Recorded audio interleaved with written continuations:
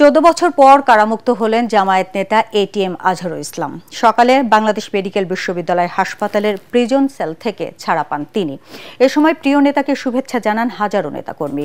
শাহবাগে অস্থায়ী মঞ্চে সংবর্ধিত হয়ে আজহারুল ইসলাম বলেন, তিনি এখন স্বাধীন দেশের মুক্ত নাগরিক। ষড়যন্ত্রমূলকভাবে জামায়াত নেতাদের উপর জুডিশিয়াল কিলিং চালানো হয়েছিল বলে অভিযোগ করেন তিনি। এ সময় জামায়াতের আমির দেশবাসীকে দলমত নির্বিশেষে ঐক্যবদ্ধ থাকার আহ্বান জানান। বিস্তারিত খায়রুল ইসলামের রিপোর্টে। কদিন আগেও ছিল অনিশ্চিত জীবন। মানবতা বিরোধী অপরাধের অভিযোগে মৃত্যুদণ্ডের সাজা কাঁধে নিয়ে দুচোখে বিভীষিকাময় অপেক্ষা।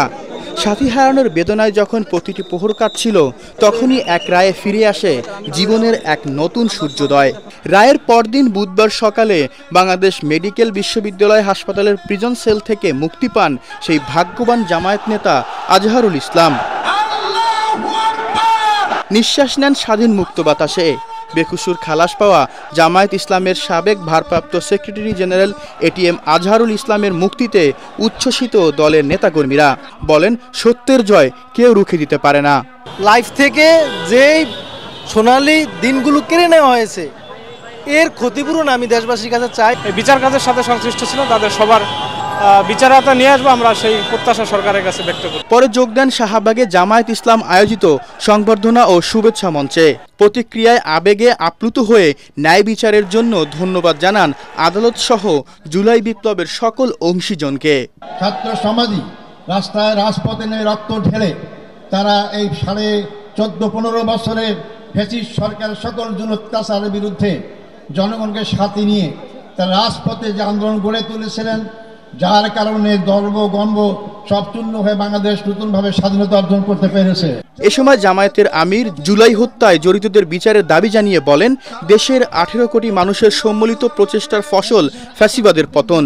তাই এই সময়ও সবাইকে ঐক্যবদ্ধ থাকার আহ্বান জানান তিনি। এদেশের 18 কোটি মুসলিম মানুষের সম্মিলিত চেষ্টায় সরকারের পতন হয়েছে। আমরা এই মূল ক্রেডিট আল্লাহ তাআলাকে দেই, আর জমিনের ক্রেডিট সমস্ত এদেশের জনগণকে আমরা দেওয়ার পক্ষে।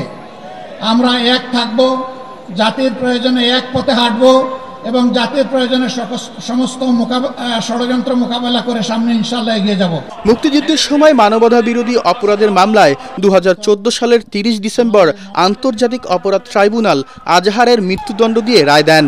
পরে দণ্ডাদেশের বিরুদ্ধে 2015 সালের 18 জানুয়ারি আপিল করলেও শুনানি শেষে আপিল বিভাগ মৃত্যুদণ্ড বহাল রেখে রায় দেন। পরে এই রায়ের রিভিউ শুনানি আবেদন করলে আপিল বিভাগ শুনানি শেষে জামায়াত নেতা আজহারুল ইসলামকে খালাস দিয়ে রায় দেন। খায়রুল ইসলাম, এটিএন বাংলা, ঢাকা।